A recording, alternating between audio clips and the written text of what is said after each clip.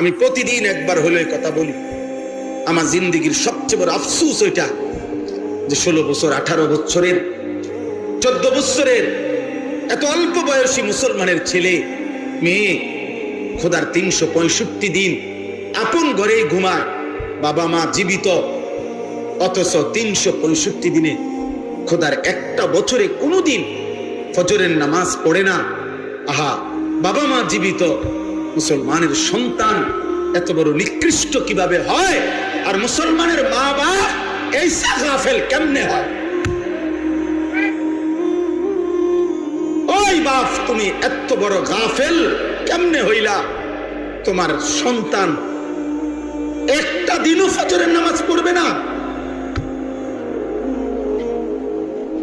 তুমি কেমন বাপ হইলা? আর এটা কেমন সন্তান?